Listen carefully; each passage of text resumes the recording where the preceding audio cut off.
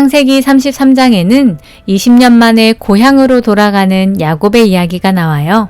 야곱은 먼 타지에서 아내와 자녀들도 많아지고 가축들도 많아져서 부자가 되었죠. 그러니 고향을 향하는 발걸음이 가벼워야 할 텐데요. 사실 야곱은 두려웠어요. 형 에서가 동생이 돌아온다는 이야기를 듣고 400명이나 되는 사람들을 데리고 동생을 맞으러 오고 있다는 게 아니겠어요? 형이 아직도 나에게 화가 나 있는 걸까? 날 혼내기 위해서 오고 있는 걸까? 야곱은 20년 전 아버지를 속여서 형이 받았어야 할 축복을 받았던 일, 자신이 형에게 저지른 잘못들을 떠올렸어요. 야곱은 두려운 마음으로 하나님께 기도했어요. 형 에서의 손에서 자신을 건져달라고 말이죠.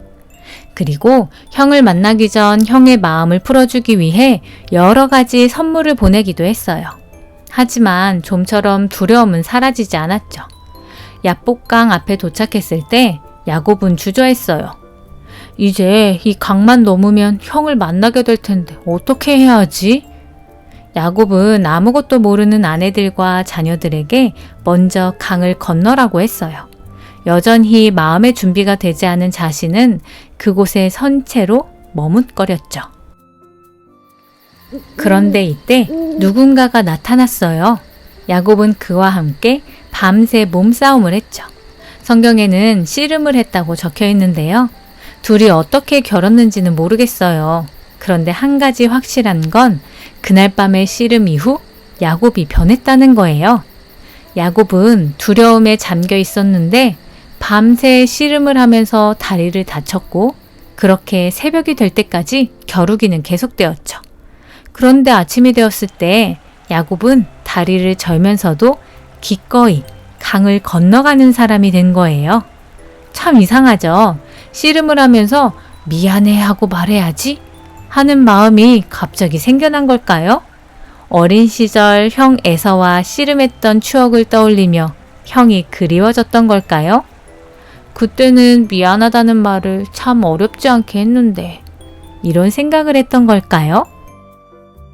달라진 야곱은 먼저 보냈던 아내들과 자녀들을 뒤에 두고 성큼성큼 제일 앞으로 나갔어요. 그리고 형을 만나서 7번이나 절을 했죠. 이는 다른 말이 아니었을 거예요. 그 행동은 정말 미안하다고, 내가 했던 일들을 용서해달라고 그런 말이었던 거죠. 그리고 더욱 놀라운 일이 벌어졌는데요. 앞에 있던 형이 달려와서 동생 야곱을 안아준 거예요. 성경은 이때 이 두 형제가 눈물을 흘렸다고 말해요. 여러분, 잘못했을 때 진심으로 미안하다고 말하는 것은 참 어려워요. 또 미안하다고 말하는 사람에게 용서의 마음을 담아서 안아주는 것도 어려운 일이죠. 그런데 오늘의 말씀은 미안하다고 말하는 것, 그리고 용서하는 것이 믿음이 있는 사람들의 이야기라고 말해주네요. 우리 역시 가족이나 친구들, 이웃들과 싸우고 다툴 수 있어요. 하지만 이때 가장 중요한 것은 나의 잘못을 인정하고 사과하는 일이라는 것을 기억하면 좋겠네요. 그리고 누군가 나에게 미안하다고 말한다면 그에게 달려가 안아주고 위로해 주어야 한다는 것도요. 그것이 우리의 신앙이고 이렇게 하는 사람이 하나님을 믿는 사람이에요.